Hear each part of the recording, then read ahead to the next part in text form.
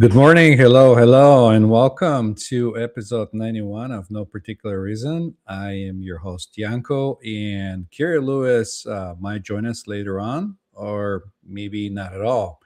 We'll see how it goes. You probably already know how the show operates and why it's called for no particular reason, because we're not planning any of that stuff. Everything happens how it's supposed to happen. So, we'll see how this will go. And I would like to welcome you again, and we'll see how the show it's going to go. As usual, if you have any questions, we or I will welcome any of your questions over the chat. I'll keep an eye on the chat and attempt to answer or help you in any way I can. As usual, this show, I like to remind everyone that airs every Friday at 9 a.m. Central, 10 Eastern, 7 Pacific. Then bring you inspirational guests. But again, today we have nobody, no guest, and that's not as usual for a holiday season. But we'll see as we come to the as we come in close to the end of the year. And today I want to talk about something that I've been marinating in a little bit on in what really means to be awakened, or what is this whole awakening um, thing that people are talking about most of the time, and how this relates to consciousness or subconscious or conscious mind, um, and what is that all about. Um, So, and I'll give you my perspective on what I think it is. And I would like to open a conversation with you guys and hear what you guys have to say about that as well. And usually, um, what I was thinking in the beginning is one means to be awakened. It's being positive all the time, or having special knowledge or secret information that rest of the people don't know or have, or feeling that you're calm all the time, or loving and elevated 24/7, which usually it's not true. Or rejecting the matrix and blaming the system for, oh, this is what's happening. Where another one that having no triggers or fears or emotional reactions to things, and almost kind of like becoming numb to reality, or what's happening around.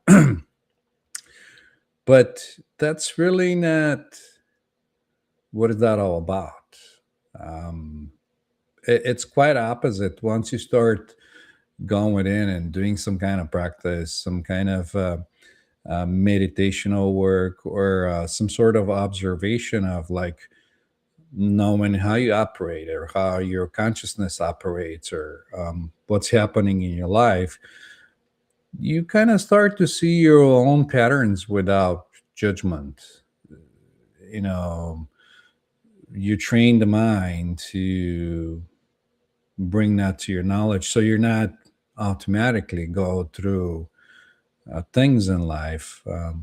You start to notice those more often, and you become quite opposite. You start to notice everything, all the flavors, good and bad, and um, loving, hate, in all the opposites that you weren't aware of before, because you were just operating in a autopilot mode, kind of. Um, and that gives you ability to notice when you're reacting, instead of just um, and you choose how to react in different different situations. Um, and another thing, by being more aware of how your body feels in different situations or emotions that are happening. And while the emotions are happening, you're able to um, observe and not react and jump into conclusions more often as usually people do. Um, and um, and another side effect of um, that, of when you start being aware more of it, is taking responsibilities without self blame. Um, you see how everything unfolds, and you take responsibility for it without blaming yourself. And it's kind of paradoxical, um, because you see both ends. Um, you have the clarity and humility at the same time when that unfolds. And so, um, another thing that I'm thinking in I'm aware of more is that awakening is not a identity. It's not a new identity. It's not um, personality or something that you wear as a badge, um, because you had it all along, but because of the automatic behaviors and things that you've been doing, usually um, were unconscious. They were automatic and you weren't aware of it. So, in reality, um, you're starting to awaken from that automatic operation. So that's why I think it's people call it awakening. um, in and if you adopt it as a identity, then it becomes another program basically. Because if and when you start observing how you operate from day to day, you'll notice that a lot of the things that are happening are automatic and they're pre-programmed or being taken as valid. And because our mind loves to take shortcuts, it uses it, and it saves thinking power to take the shortcut and execute the program. And I'm noticing more and more because I'm fascinated by the whole process, and I'm fascinated by my own being and how I operate. I noticed that there's a lot of people that also done this kind of research and through the years and discover the same thing, that you adapt different identities, and um, that becomes your normal operation. But true awareness doesn't need to announce itself. Um,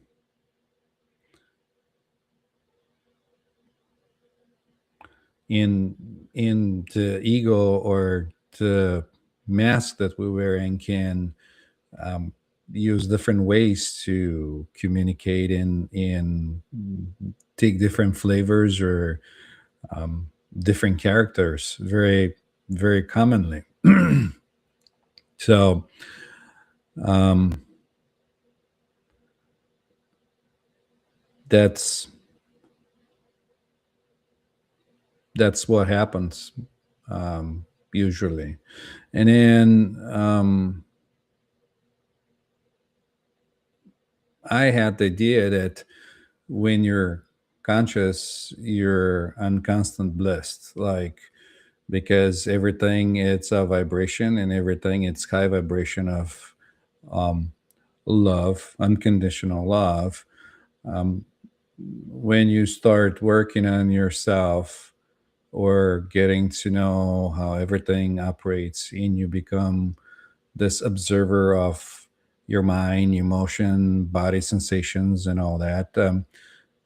There are states where you could be in bliss, and that could be mistaken for um, some kind of target that you can strive to, because again the mind likes to uh, cling to things that likes and dislikes. And if you experience the bliss, you might just go after it and wanting to reproduce that feeling, which in theory just takes you off the present and allows the mind to do another program that keeps on going and keeps repeating it.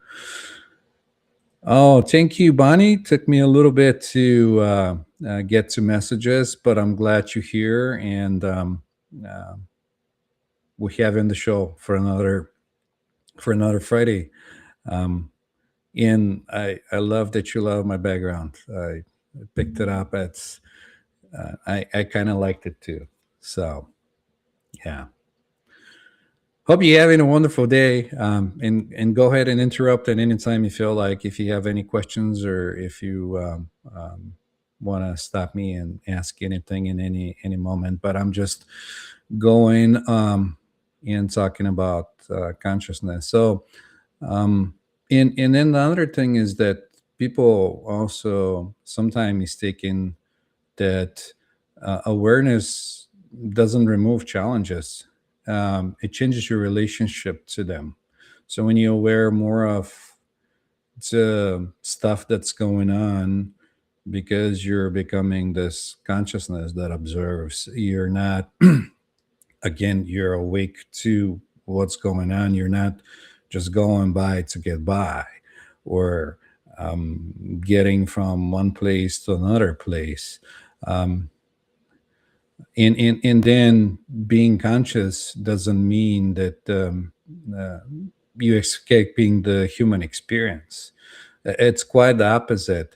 You become painfully aware of everything that you weren't aware of before, because again you're awakened to what's going on. You're not automatically just going, and by automatic I mean, like, I'll give you an example. Sometimes people, when they drive their car, their mind can go and be fascinated about the future or something else, while everything else is happening automatically. You're holding the steering wheel, or if you're driving a manual, you might be changing gears, doing everything automatically without um, your conscious being involved in the process. Um, so that's one of the things. Being conscious doesn't mean you escape the human experience. It's quite opposite. You become aware of um, all the sensations around. You can feel more, or um, be aware of like sounds, music, birds singing, or something else happening in the background. And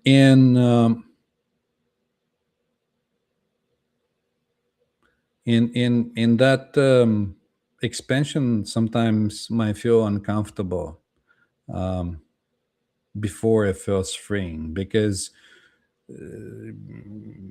you condition yourself for so many years to operate in a certain way, and all of a sudden your system gets a lot more, well, your conscious becomes more aware of things that you weren't aware before, because where attention goes, consciousness flows. Um, so yeah, and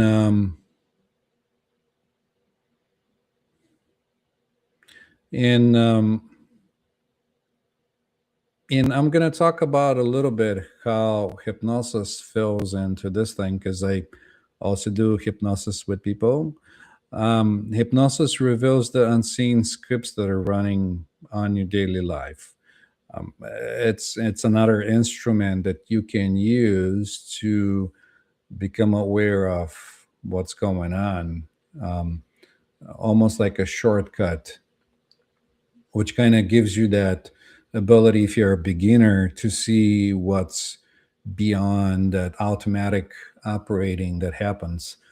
But ultimately, when you anchor into the present with non judgmental mindset, then you become more aware of what's going on your own, and that's not really needed. Um, and it could also help with emotional imprinting in childhood. If you had something that's now in you and you're not aware of it, that could also help with in and also repeating thoughts. If in when you become more aware of your say patterns or repeating thoughts, or say you sit and do some kind of observation, not to um, get liberated or to be in bliss or to escape reality. You just sit because that's what you are. um, you're just consciousness and play, and you sit and you observe the coming and going of thoughts and emotions and things like it.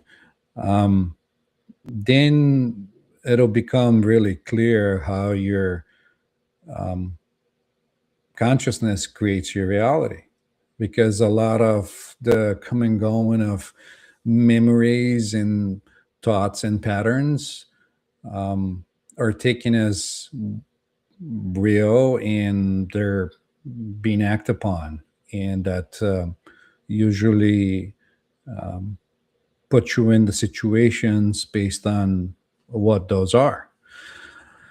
um,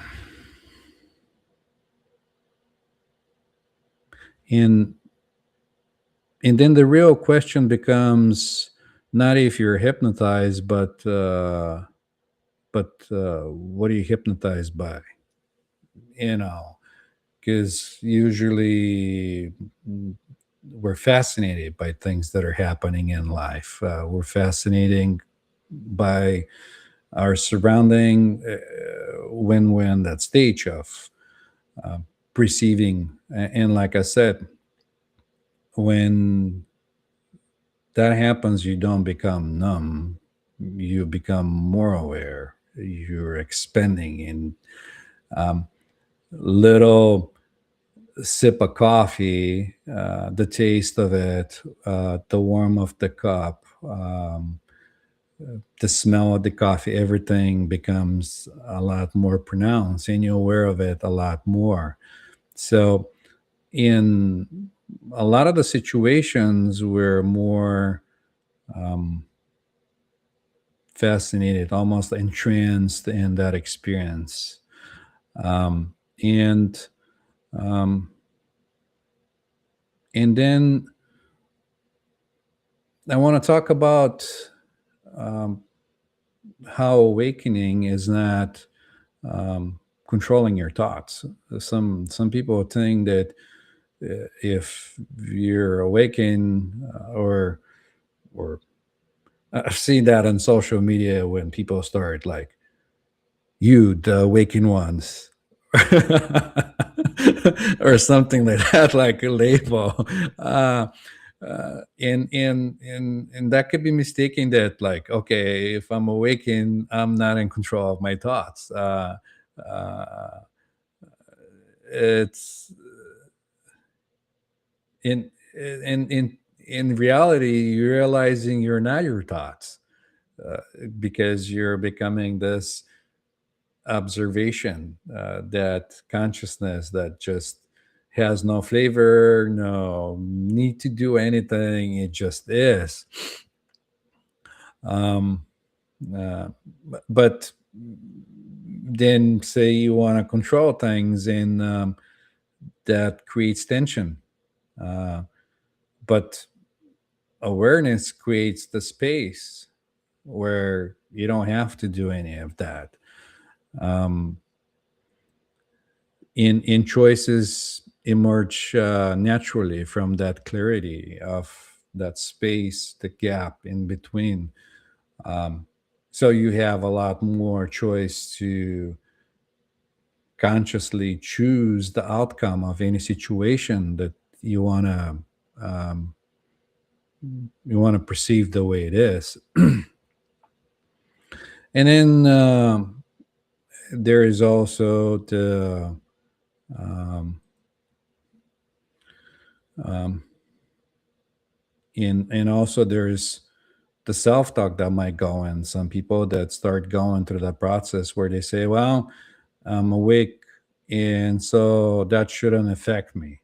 And again, that comes from mindset and in the mind wanting to have an outcome, or thinking that all right, so if I'm awake, that shouldn't affect me, because that's a conclusion that the mind makes out of observing how other people that are awake reacting in different situations. um, and then um, another misconception could be avoiding emotions instead of feeling them in different situations. And again, that's not what it is. You're becoming more aware because now it's coming into your conscious, not just being automatic. Um, and then suppressing anger, grief, or fear could also be part of that misconception of, all right, so now that I have this awareness, I shouldn't be angry or feel grief or fear. And um, but true awareness includes emotional honesty. You sit in that, and you don't well, I was going to say you don't allow the mind, because the mind will do what the mind does best. It's going to make stories either way. uh, but awareness, it just gives you the ability to be honest with yourself, and see it as what it is. And at that moment, um, there's no need to do anything. Um, you're aware of the emotion, you're aware of the anger or the fear. It's there, but it doesn't go any further. It doesn't change in any way. Um, by the mind not getting involved, it doesn't become a bigger thing. It doesn't get filled up with anything. Um, and I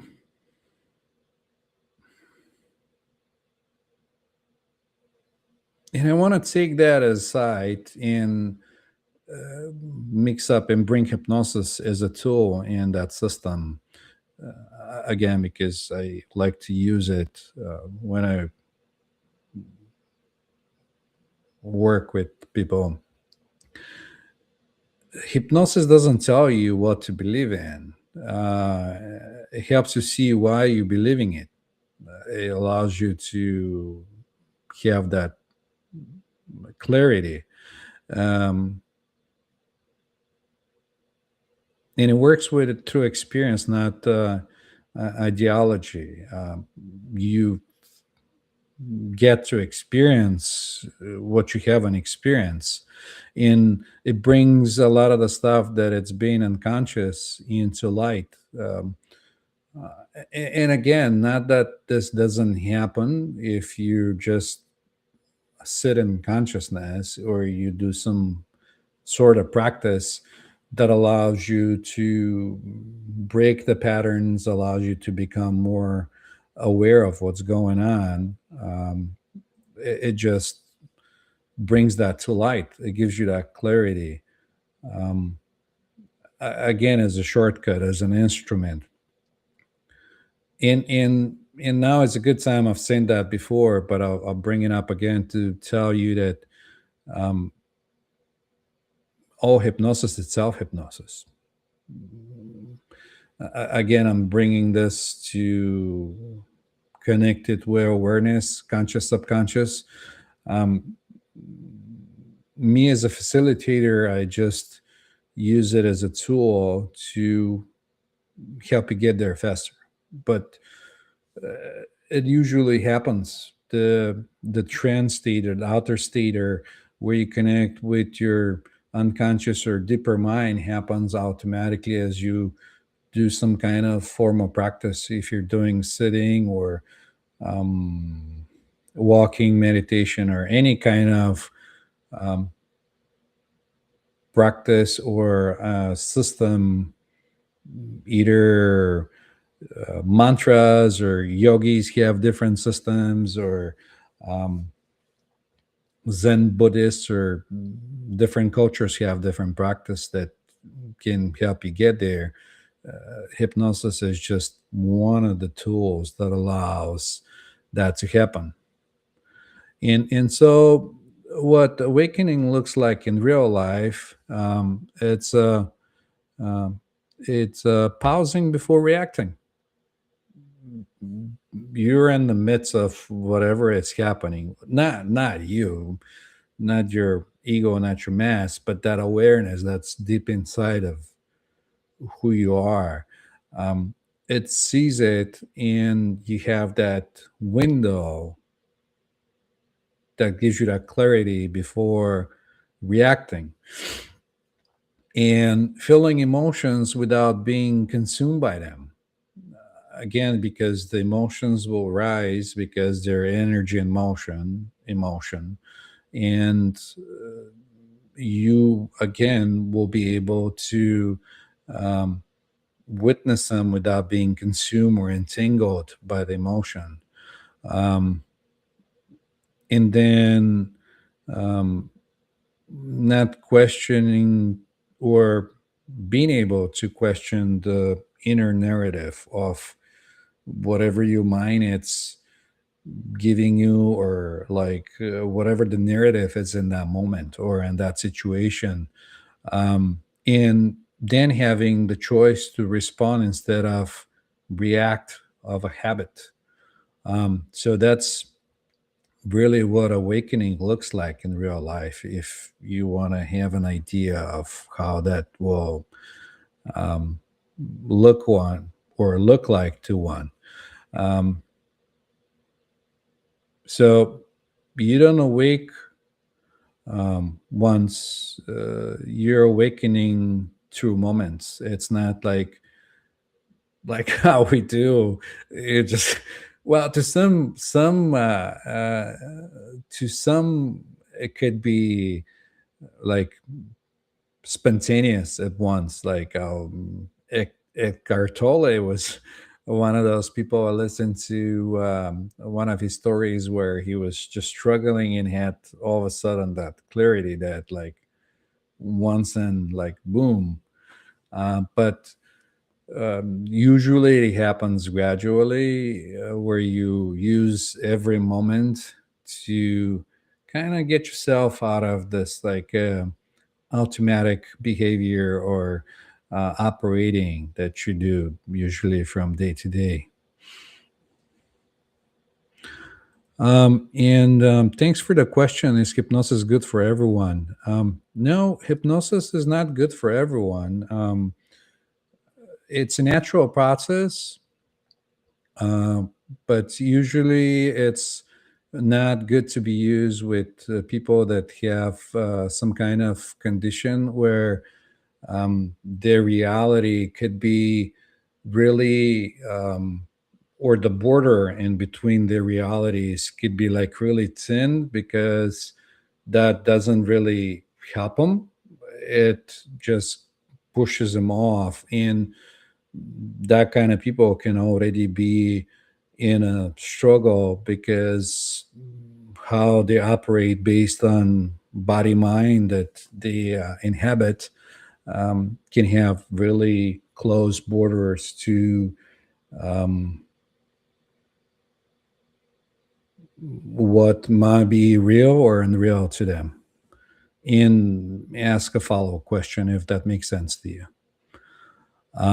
And It's safe, yes. Um, Hypnosis, it's safe because, again, it's one of the instruments. It's a natural process, a process that occurs naturally. Most of the people experience it every day without even knowing it. They're getting fascinated. You could be um, washing dishes, for example, or doing something else when you check out, and you're no longer present in this moment. You're entranced in something else, maybe fantasy that you have about something. Um, and my observation is that it happens a lot of the times through the day. And I'll compare it to some of the observations that I've done in to comparison to some of the Eastern practices of yoga, when they're talking about Ila and Pingala, the two channels that they explain about, um, the two energy channels that go in the spine, and how the energy intertwines and goes to the left and right side of the brain. And some of their practices is alternate breathing, where you breathe from the one nostril and exhale through the other to balance how the energy works, to get both hemispheres of your brain in sync. Um, and I'll go to some of the findings that Robert Monroe done with the Monroe Institute, about um, syncing both sides of the brain.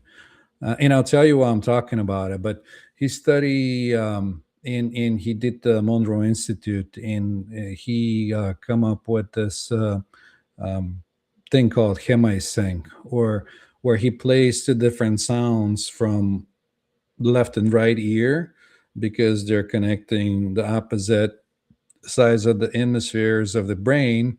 And when they're slightly off frequency, if you listen to one with in the one ear, then you hear a steady tone. And then when you listen to the other and the other ear, that also gives you a clearer tone. But once you sync them, you hear this oscillation going like between left and right.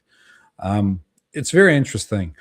But the reason I'm talking about it, this is because left brain, it's usually language, arithmetics, you doing calculus, learning other things, where the right brain, it's where we do a lot of our um, imagining, image seeing, things like that.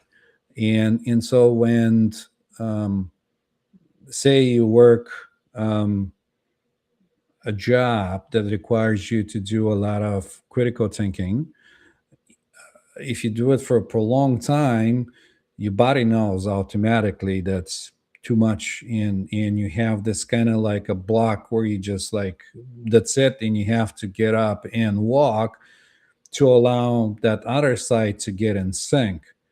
um, and so usually that happens automatically without us knowing it. Through the days, you shift from one side to the other side based on different activities that we do through the day. And that's the reason I was talking about it.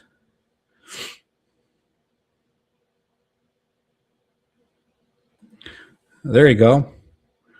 And yeah, we talked about hemisync, and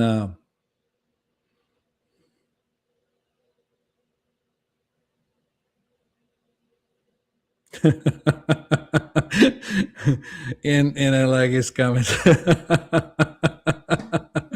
Well, I'm sure you're gonna be able to fix your furnace somehow. Maybe if not not by syncing both sides of your brain, but maybe calling somebody if you don't know how to do it to help you get that fixed for you. Um, no problem there. And again, I appreciate all your comments. I like to keep this engaging and entertaining and informational for you guys. So if you have any questions or anything else, I would welcome all your input. So to go back to what I was saying, that you don't awaken once, you awaken to moments. You take that awareness and you use it to get more aware and more aware and more aware of like what's going on in um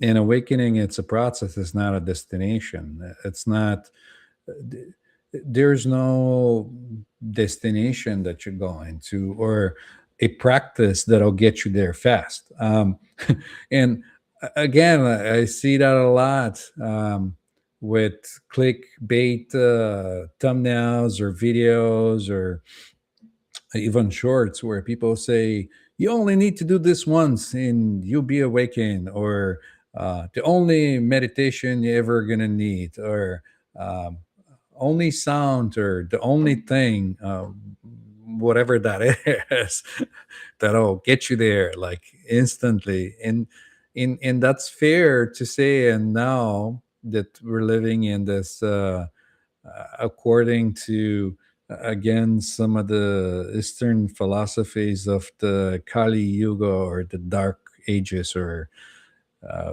darkness, or the veiling, or whatever you want to call it. That you know, in having all the information with the internet and the tips of our fingers, and be able to grab it instantly, everyone is tempted to think of it that it's something that you can get overnight. And I've been there. At the beginning, when I was meditating and things were happening, I wanted to be able to, like, say, because again, people say, "Oh, once you clear your emotions that are in your body and everything," and I'm like, "Okay, I'm gonna do the work. I'm gonna meditate harder. I'm gonna do all those other things to, get it faster and be there, and get it done." Um, but in reality, no. And yes, um, I did listen to Monroe tapes you sent me. They're wonderful, and and I like, and this is my personal opinion. Don't take my word for it. I would advise anyone to go check them out. I think they're still selling them in the Monroe's website. If you Google Monroe's Institute, that'll come up. Um, and what I like about it is that it's set on different stages, per se, like exercises. You start from one, two, three, four, and so on. So it doesn't get like really, how do I say that? It doesn't get overwhelming, because if you're not um, aware of something, when all of a sudden becomes on the front of your awareness, it might feel a little bit jarring, or it might feel overwhelming to some. And and I'll give an experience. When I had a out of body experience the first time, it felt vertigo, like it was dizzying. It wasn't something pleasant, and I wasn't expecting it. Nobody said, "Oh, this might happen." So I wasn't expecting it, and all of a sudden I'm spinning, and I don't know how to stop it, or even if I have a control of stopping it and being able to uh, get that going. um, and thank you. Yeah. Um, yeah. Yeah. Yeah. Spinning as well. That's another thing. Some I experienced through starting some kind of practice of meditating. when there is quietness in the mind and there's certain awareness of the observer mind, you might start, or the body might start feeling like it's spinning. And I've seen quite a bit of videos on the internet talking about that, or people asking questions like, why do I feel like I'm spinning and meditating? Like when I'm sitting, why does my body spin, or why does my body feel like it's doing things on its own, or wanting to bend and do different things? In reality of things is that the consciousness that you are, it's not what happens in the body. Um it's the illusion of the perception that you have, that say you breathing, when you want to do it consciously, you can control it consciously and say, here I can breathe consciously, and inhale and do all these things. But then everything happens automatically, because if you're conscious of your breathing all the time and you forget to be conscious of your breathing, then you'll die from suffocation. So, um, in a way, when you start meditating and that awareness comes to front and you become more aware of like what's going on in the body, then certain things will come to your awareness that might be interesting, like the spinning sensation when you sit to do meditation. Um, and I've seen people advise people to stop it, and they say, "Oh, if he gives you this, just stop it. Don't meditate anymore. It's it's better to go back to sleep." And don't worry about like what's going on. Like you don't need to know. um, which could be true for some people. It could be like, sure, like this feels uncomfortable. I don't want to do it. I'll go in the nice and comfy where I feel like nice and everything. It's good, instead of just becoming more aware of, like getting to know yourself more, and go like, I didn't know that about myself, and now I know that this was so deep, and now the awareness is there, and I know that it's possible.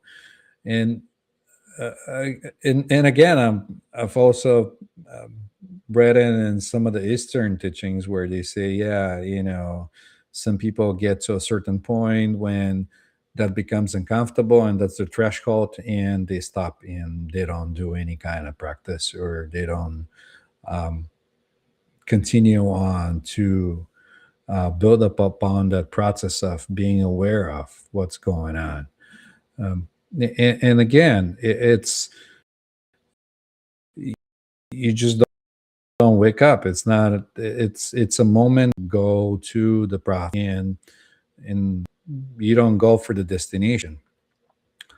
The way I like to say it is that um, the map is not the territory, and you enjoy the journey, not the destination. Because think about it. When you're free and say you're dancing, and you're dancing for the sake of dancing because that's something that, say, brings you pleasure in that moment, and there is no need to get from the one side of the dance floor to the other side of the dance floor, and that being the destination, or destination being as like who's going to be dancing faster than the other person, is just the process that happens, and people enjoy the process. You enjoy the unfolding, and same as any kind of other creative work. Say you're painting, you don't get everything done for the sake of like having the drawing or the picture or whatever you're doing. um, you actually enjoy the process. You're more present to the different types of colors that you're mixing. Depends on what you're doing it with. you take the time, you observe how the brush goes in everything else, and it could be a meditative process altogether.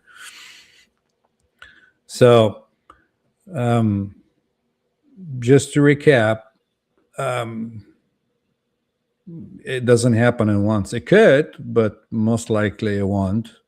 And it's a process, not a destination. And each moment of awareness awakens in consciousness in you. In awakening is not about uh, escaping. It's about realizing uh, you're the one watching it, not you as like this is me. Um, and that could be contradictory to some because they really feel like they're in the body and they're a certain person and they have certain nationality and certain affiliation to sports teams and having certain ego kind of mind that's created. So that's pretty much what I have for today. I hope you guys enjoyed it. Glad I had some of your comments to interact with you guys. That was really uh, enjoyable for me. And I leave you with the hopes that you enjoyed it as well. This show, again, runs every Friday at 9 a.m. Central, 10 a.m. Eastern, and 7 a.m. Pacific. Um, and we usually have guests, but as the holidays and everything, I'm just doing a solo. Kerri didn't show up, but it's all right. We're looking forward to have her in the next Friday. And with that, do you guys have any questions before I close it out, or any thoughts or parting thoughts, or anything you like to say? I'll give you a couple of seconds because latency and when this is going to get to you. Drink a little coffee.